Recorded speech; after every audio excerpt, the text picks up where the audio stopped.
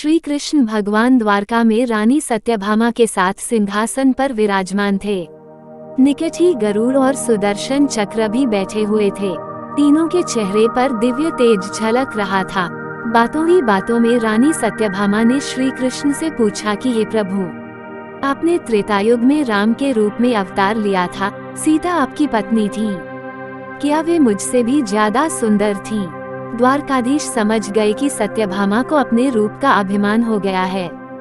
तभी गरुड़ ने कहा कि भगवान, क्या दुनिया में मुझसे भी ज्यादा तेज गति से कोई उड़ सकता है?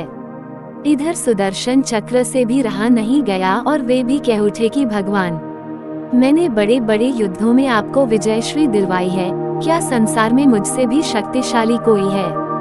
भगवान मन ही मन मुस्कुरा रहे थे। वे जान रहे थे कि उनके इन तीनों भक्तों को अहंकार हो गया है और इनका अहंकार नष्ट करने का समय आ गया है। ऐसा सोचकर उन्होंने गरुड़ से कहा कि हे गरुड़, तुम हनुमान के पास जाओ और कहना कि भगवान राम माता सीता के साथ उनकी प्रतीक्षा कर रहे हैं। गरुड़ भगवान की आज्ञा लेकर हनुमान को लाने चले गए।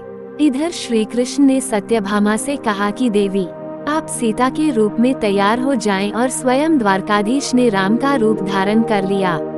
मधुसूदन ने सुदर्शन चक्र को आज्ञा देते हुए कहा कि तुम महल के प्रवेश द्वार पर पहरा दो और ध्यान रहे कि मेरी आज्ञा के बिना महल में कोई प्रवेश न करे। भगवान की आज्ञा पाकर चक्र महल के प्रवेश द्वार पर तैनात हो गए। गरुड़ ने हनुमान के पास पहुंचकर कहा कि हे वानर श्रेष्ठ, भगवान राम माता सीता के साथ द्वारका में आपसे मिलने के लिए प्रतीक्षा कर रहे हैं। आप मेरे साथ चलें, मैं आपको अपनी पीठ पर बैठाकर शीघ्र ही वहां ले जाऊंगा। हनुमान ने विनयपूर्वक गरुड़ से कहा, आप चलिए, मैं आता हूँ। गरुड़ ने सोचा, पता नहीं ये बूढ़ा वानर कब पहुँचेगा, खैर मैं भगवान के पास चलता हूँ। ये सोचकर गरुड़ शीघ्रता से द्वारका की ओर उड़े। पर यह क्या, महल में पहुंचकर गरुड़ देखते हैं कि हनुमान तो उनसे पहले ही महल में प्रभु के सामने बैठे हैं। गरुड़ का सिर लज्जा से झुक गया। तभी श्री राम ने हनुमान से कहा कि पवन पुत्र, तुम बिना आज्ञा के महल में कैसे प्रवेश कर गए?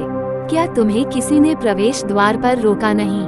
हनुमान ने हाथ जोड़ते हुए सिर झुकाकर अपने मुंह से सुदर्शन चक्र को निकालकर प्रभु के सामने रख दिया। हनुमान ने कहा कि प्रभु, आपसे मिलने से मुझे इस चक्र ने रोका था, इसलिए इसे मुंह में रख मैं आपसे मिलने आ गया, मुझे क्षमा करें। भगवान मन ही मन मुस्कुराने लगे। हनुमान ने हाथ जोड़ते हुए श्री राम से प्रश्न किया, हे प्रभु, आज आपने माता सीता के स्थान पर किस दासी को इतना सम्मान दे दिया कि वह आपके साथ सिंहासन पर विराजमान है?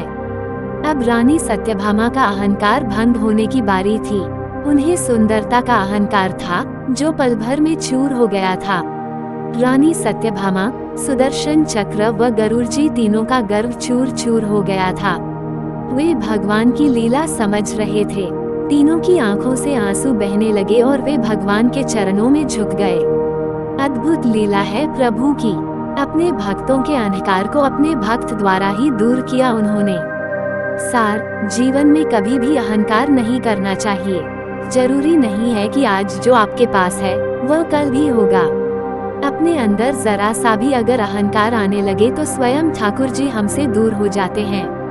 ठाकुर जी को स्वार्थ भक्तों की ही जरूरत है, अहंकारी की नहीं।